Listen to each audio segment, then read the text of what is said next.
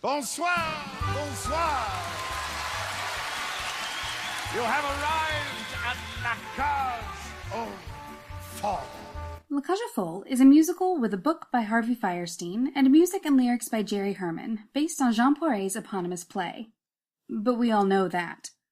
This video is intended to provide brief context about relevant elements with which we might be less familiar. Poiret's play and other adaptations, Saint-Tropez, and the frequently intertwined histories of drag and the gay community, particularly in New York City, that inform both the plot and development of the musical. Sing, they can dance. After all, miss, this is France. Saint-Tropez is a coastal town between Nice and Cannes known, in part, for its exciting nightlife, clothing-optional beach, artsy vibe, and popularity with well-to-do international tourists. While Saint-Tropez is an exotic foreign locale for American audiences, it was right in Poiret's backyard. The original version of La Cage aux Folles, a French farce and, pardon the term, straight play, premiered in France in 1973. A film adaptation followed soon after, and the 1978 film charmed audiences both in France and abroad, so much so that there were two sequels, La Cage aux Folles 2 and La Cage aux Folles 3, The Wedding. And, most relevantly, that a creative team decided to create a musical adaptation in 1983. By that time, book writer Harvey Fierstein had already won a Tony Award for writing about and performing the lived experiences of a gay man and drag queen in the Torch Song trilogy, and Jerry Herman had proved his ability as a composer and lyricist with hits Hello Dolly and Mame.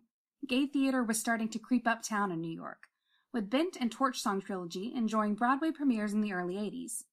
Even musicals with explicitly gay characters were starting to emerge. March of the Falsettos opened off-Broadway in 1981. Saint-Tropez was miles away, but New York City had its own gay club scene that tended to be rougher around the edges than the glitzy version of La Cage aux Folles of the Broadway premiere. From the East Village to Times Square, the decade after the Stonewall riots, the 1969 riots that kick-started the contemporary gay rights movement, produced a bustling gay club scene in the famed Stonewall Inn, hole-in-the-wall cruising bars, and even circus-themed discos, expanding the already existing offerings to offer a cornucopia of sexy, sketchy places to prance and play. Our production imagines a La Cage aux Folles closer to the clubs outside the original Broadway production than the one in it. La Cage is set largely in a drag club, but the musical's cheerful gender play speaks to an even older tradition of unconventional gender expression in the gay community. From the very early notion that gay men were inverts, women born incorrectly, to Victorian gender bending, from the tendency of middle and upper-class gay men in 1900s London to wear dresses and makeup in safe spaces, to the drag ball culture across the pond that many credit with cultivating a contemporary drag culture and aesthetic, and on to mid-20th century metropolitan communities instituting three-pieces rules, primarily aimed at butch women, requiring people to wear at least 3 clothing items consistent with the expected gender expression tied to their sex.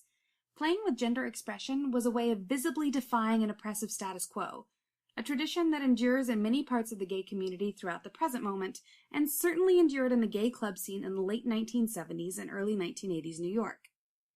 Fierstein and Herman's New York had something else that Poiret's France a decade earlier didn't have, an epidemic that was killing thousands of gay men, with little apparent interest from family values President Ronald Reagan or the government he led. He would not, in fact, use the word AIDS in public until 3 years after the musical's premiere.